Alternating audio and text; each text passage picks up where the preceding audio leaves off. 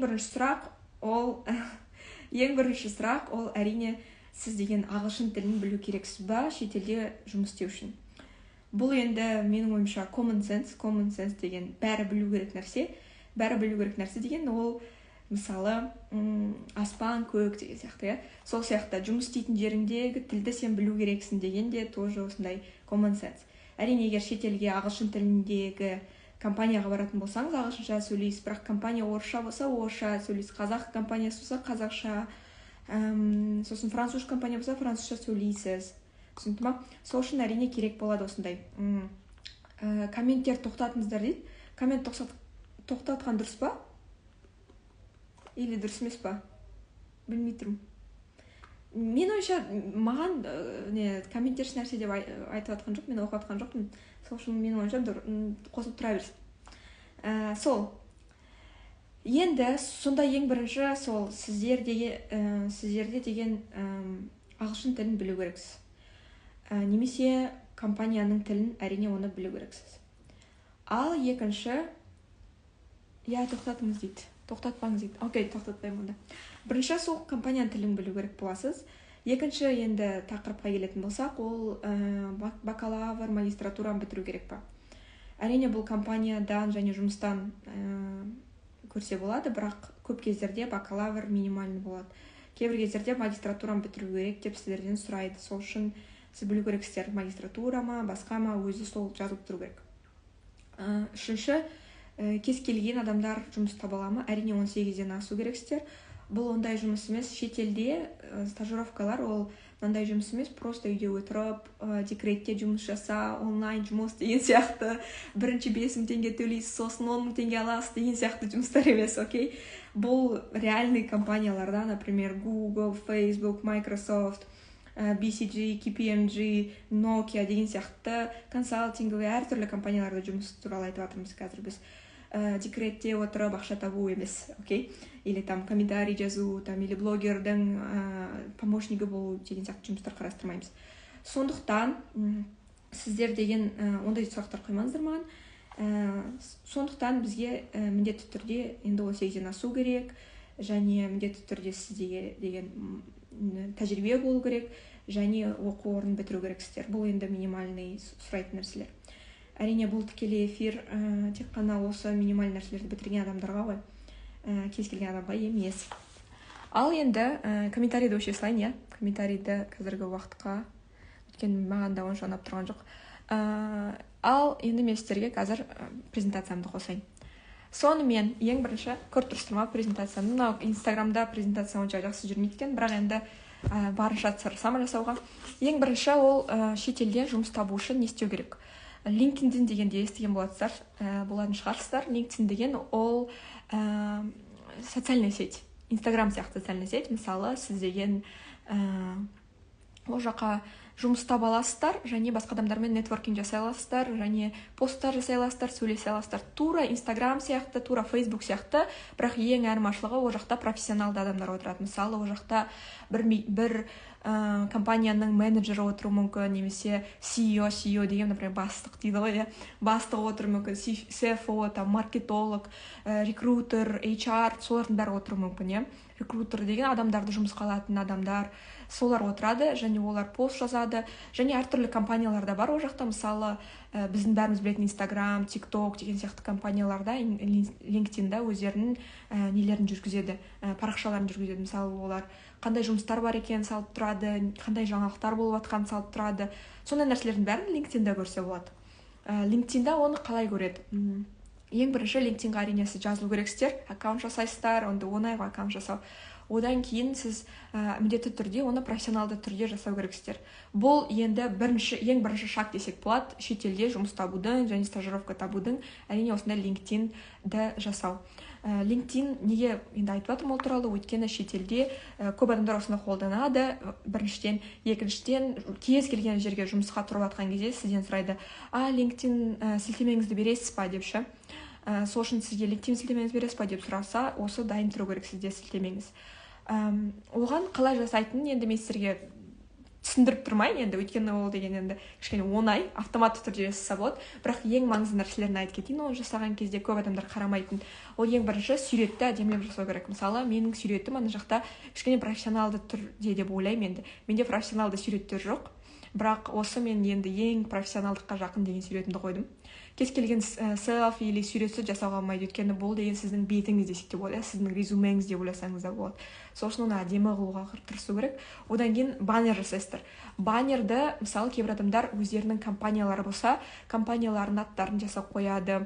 Олар кейбір адамдар просто бір какой-то суреттер жасап қояды Pinterest-тан. Мен жасадым баннерді өзімнің атымды және менің профессиямды.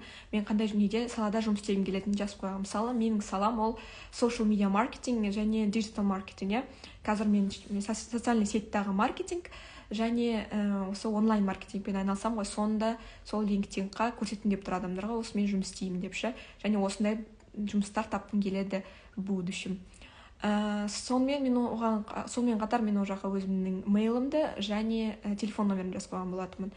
Бірақ енді оны қарамаңыздар деп оны рекрутерлар ғана қарасын. Соны жазып қоясыз. Одан кейін астына тағы да қандай информация жазамыз LinkedIn-ға. Қандай университетті бітіргеніңізді жазасыздар. Ол жақта бәрі түсінікті болып тұрады, бірақ соны жазу керексіз.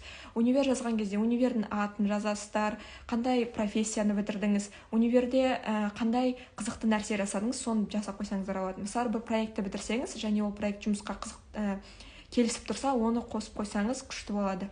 Сонда адамдар көреді де ойлайды, мынау деген просто так мектеп универ бітірген жоқ, бірақ еще проекттер жасаған екен. Бұл может быть жұмыс істеген кезде осы проекттер жасай алатын шығар деп. Сонда LinkedIn полностью сіз қандай жұмыс жасағыңыз келеді, соған байланысты ақпарат болу керек қой. Сонда бакалаврды бірінші жазасыз, бакалавр foundation болса foundation жазасыз. Одан кейін магистратураны жазсаңыз, магистратураны да жазып қоясыз, атын, не керек екен. Одан кейін ең маңызды ол тәжірибеңізді жазу керексіз. Бір 100% тәжірибені жазып қою керек, обязательно.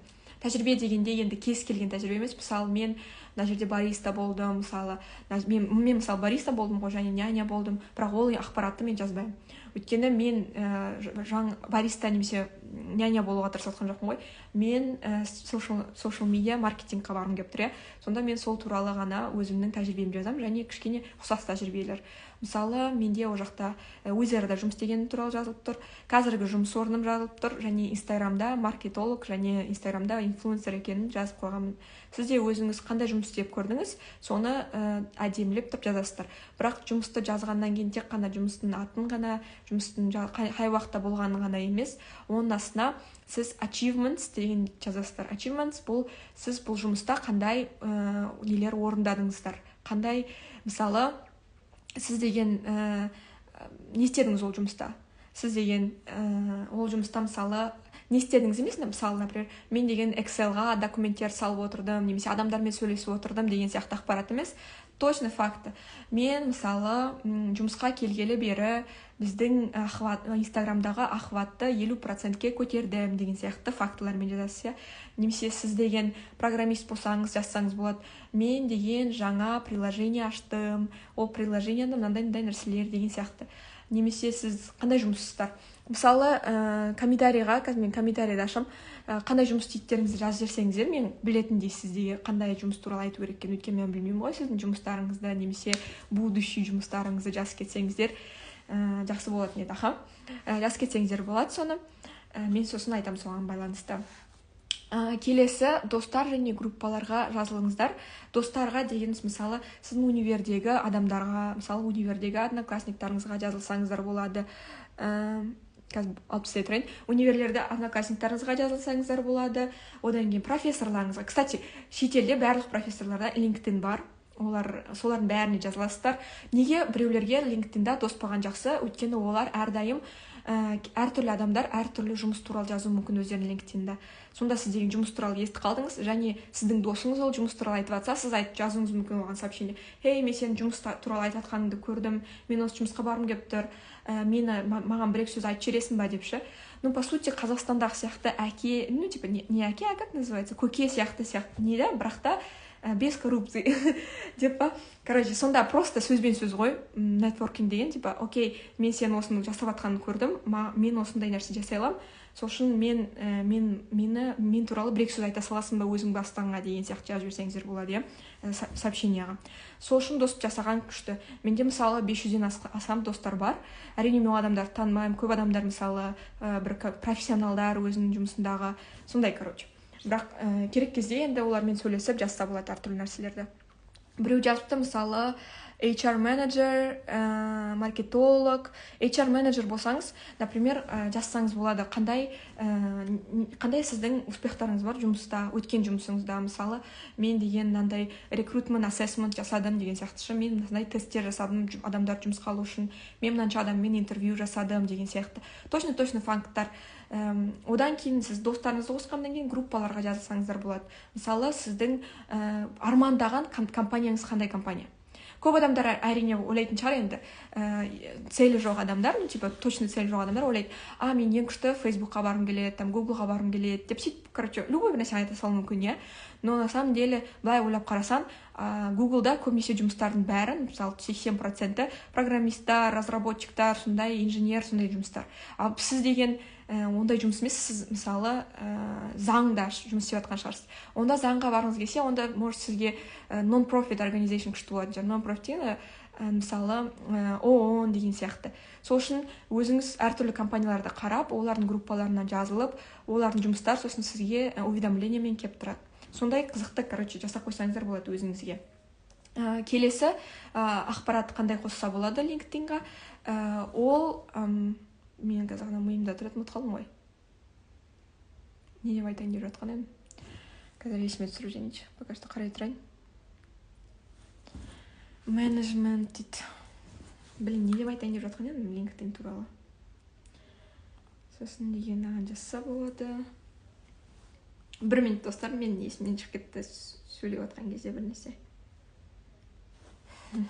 Окей, ұмытып қалдым, жарайды. Следующий айта берейінші. Келесін айта берем. Сонымен LinkedIn-ға жазылдыңыз, достарыңызды таптыңыз. Енді келесі ол есіме түсті. Келесі ол сіздің қандай навыктарыңыз бар екеніне. Ол LinkedIn-да да өз несі бар, орны бар, сол навыктар жазатын. Сол жаққа навыктар. Бұл өте керек. Өтірік навыктар жазбаңыз, точно навыктар жазыңыздар. Ол өте керек, өйткені соған байланысты сізді оценивать етеді. Навыктар бар ма деп ше. Көп кезде адамдар ойлайды, мен магистратураны бітірсем, мен жұмыс табам деп. Нет. Sorry, ребята, но нет. Sorry. Жұмыс табу қаншама күшті магистратура, Гарвардтан магистратура болса да, сізде жұмыс табу қиын болуы мүмкін. Неге? Өйткені қазіргі жұмыстағы рекрутерлар навыктарға қарайды. Екі түрлі навык бар, әрине soft and hard skills деген. Soft деген мысалы сөйлесу, лидершіп, мысалы мен қазір сөйлеп тұрмын ғой, сізбен қалай сондай сөйлесе аласыз ба? Сіз деген тайм менеджментіңіз жақсы ма, басқа адамдармен қарым-қатынасыңыз қалай деген сияқты soft skill'тар болуы мүмкін, иә. Солар жазып қойсаңыз болады, өзіңіздің жұмысыңызға байланысты. Мен стрессоустойчивыймын деген сияқты, иә. Мен кішкене қазақша қиын болып тұр, өйткені мен ағылшынша үйреніп қалдым ол сөздерді айтуды. Hard skill'тарға мысалы сіз деген мысалы маркетолог болсаңыз, SEO деген білесіз ба? Search Engine Optimization деген бар ғой. Мысалы социальный сеттағы сондай нәрсені білем десеңіз болады, немесе мен таргет құра аламын десеңіз болады. Бұл немесе мен деген Canva-ны білем деп қоссаңыз болады. Одан кейін тағы не істей аласыз? Мен Photoshop жасай аламын, Illustrator жасай аламын. Программист болсаңыз, мен программа тілдерін білем, C++-ды білем деп барлық ақпарат жазып қойыңыздар есіңізге түскенін. Бұл өте маңызды, өйткені жұмысқа қараған кезде соған 100%-на қарайды, сіздің бұрынғы тәжірибеңізге қарайды және оқу орныңызға қарайды. Бірақ сіз деген егер қазір студент болсаңыз, стажировка іздеп жатсаңыз, универге де қарайды. Ал егер сіз жұмыс іздеп жатсаңыз, уже универ бітіріп қойсаңыз, онда тәжірибеге көбірек қарайды. Сонда смотря стажировка ма, немесе жұмыс па, соған байланысты ғой. Өйткені стажировканы көп стажировкаларда internship agreement деген болады, стажировканың несі андай, контракты, и сол контракты олар универлермен жасайды да, сол үшін оларға жақсы универлермен жасаған дұрыс болады. Сонда, ол зақ, Вот, сонымен сіз LinkedIn жасадыңыз, енді келесі LinkedIn жасап болғаннан кейін не істейміз, иә? Келесіні көрсетейін. Қазір басқасын жасайын деп едім. Нет, осында тұра берсін. Келесін көріп тұрма, мен деген қазір комментарий өші сайын көрініп тұрсын деп. Келесі үшіншісі ол резюме, мен көріп тұрсыздар ғой. Мен мына жақта онша көрсете алмай тұрмын, өйткені мынау деген А4 екен да, а мен деген былай презентация жасап қойғанмын ғой. Сол үшін не видно. Но жақсы, зато менің информациям кішкене сақталып тұрады өзіме. Сол мен резюме, үшінші ол резюме жасаймыз, иә. Сонда ойласаңыздар болады, мен уже LinkedIn жасадым ғой, ол резюмеға ұқсайды, мен не үшін резюме жасаймын деп, иә. Өйткені білмеймін, олар сұрайды солай, резюмені де LinkedIn-да сұрайды, сол үшін екеуін де жасау керексіздер. Резюме ол LinkedIn-ге кішкене ұқсас, ол тек қана бір бет болатын сіз туралы ақпарат. Резюме көп адамдар дұрыс емес жасайды, шынымды айтсам. Өйткені ол жақта өзінің стилі болады әртүрлі, және мемлекетке байланысты стильдері болады. Сіз мысалы қандай мемлекетте тұрып жатсыз, мен суретті алып тастасам болады. Сіз мысалы қандай мемлекетте тұрып жатсыз, сол мемлекетке байланысты өзіңіз қарау керексіздер, резюме қалай болады деп. Кейбір мемлекеттерде мысалы США-да, немесе UK-да, UK деген Великобританияда адамның суреттерін резюмеға қоя алмайды. Мысалы, так, turn on design, сұрақтар болып жатса жаза берсеңіздер болады. Сонымен суреттерді қойға болмайды резюмеға. Неге? Өйткені ойлайды олар адамдардың дискриминациясы, суретпен. Өйткені енді психологияда айтады ғой, адамдар, әдемі адамдарға кейбір адамдар жақсырақ қарайды, чем әдемі емес адамға, или расизм деген сияқты. Сол үшін сурет қоя болмайды. Бірақ кейбір компанияларда және мемлекеттерде сурет обязательно дейді. Кейбір компанияларда резюмені әртүрлі цветпен жасауға болмайды, және дизайнмен. Ал кейбір компанияда 100% сондай жасау керек. Өйткені сізге ол көрсетеді сіздің дизайн стиліңізді, иә.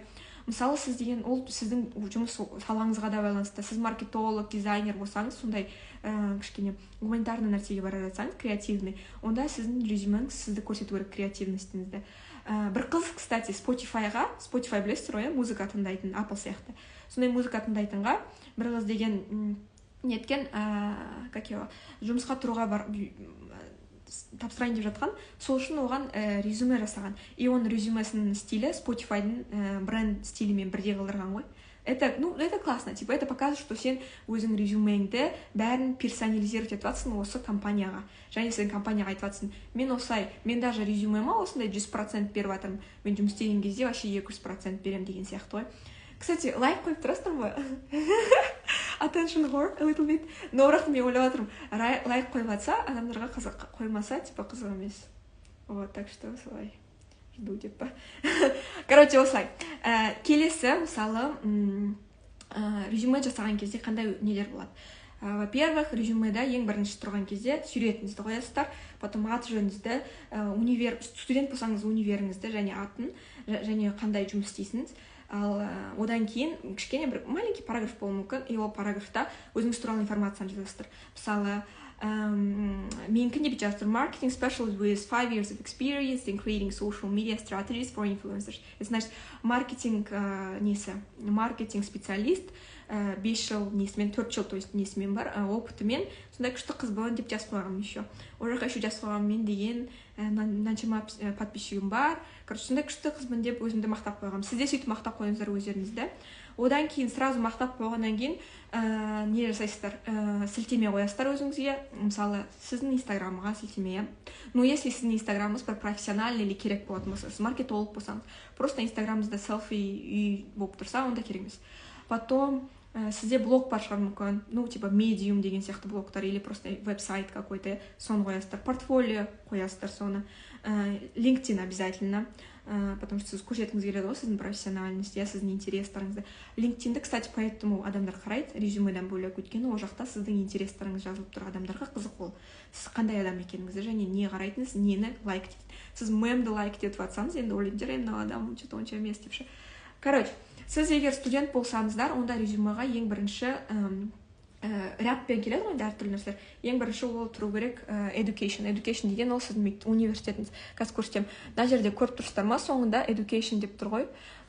Саласы education деген ол оқу, оқу орны. Сол жақта сізде ең бірінші оқу орны тұру керек, егер студент болсаңыз. Ал егер уже мектепті бітірсеңіз, универді бітіріп тастасаңыз, онда жұмыс орны тұру керек, ал оқу орны одан кейін тұрады. Мен әлі студентпін, сол үшін менде бірінші оқу орны тұр, Сонда оқу орнына сізге, мысалы, мен бакалаврды бірінші жаздым, одан кейін магистратурамды жаздым, одан кейін жұмыс орнын жаздым. Жұмыс орнына вообще последовательность қандай бірінен кейін бірі келеді, қалай? ең бірінші самый жұмыс болған кезде ең қазіргі жұмысыңызды бірінші қоясыз, немесе только что біткен жұмысыңызды бірінші қоясыз, одан кейін оның алдындағы жұмыс, одан кейін оның алдындағы жұмыс. Түсінікті ма? Сонда 3-4 жұмыс қана қойсаңыздар болады, өйткені әр жұмысты сіз түсіндіру керексіз. Еще achievements деген бар. Ол түсіндіру дегеніміз бағана айтқандай LinkedIn-да фактылар жазу керексіздер. Мысалы, мен осындай істей аламын, бла-бла-бла. Оны түсіндік, иә. Дальше сіз навыктарыңызды жазасыздар, опять же, әртүрлі soft и hard skills. Одан кейін персональный проекттарыңызды, мысалы, мүмкін сіз сізде деген дипломкаңыздың бір проектінің аты қызық болған шығар, соны жазып қоясыздар, немесе волонтерство жасадыңыз ба, соны жазасыздар, немесе бір какой-то менеджер болдыңыз ба бір жерде, или организовать еттіңіз ба, сондай жұмыс емес, бірақ бөлек нәрсе жасадыңыз ғой, соны да жазасыздар. Сол ақпараттың бәрін толтырасыздар. Бір беттен ұзақ болмау керек. Бір беттен ұзақ болса, оны ешкім оқымайды, және сізде сразу типа, окей, бір беттен ұзақ жазып алған, біз онымен дос болмаймыз дейді сізге. Сондай, короче. Так, түсінікті. Енді қалай жасайды екенбіз? Ал енді LinkedIn-нан вообще жұмысты қалай табады? Жұмысты вообще шетелден қалай табады деген сұраққа жауап берейін енді тез-тез. Уақытты созбай.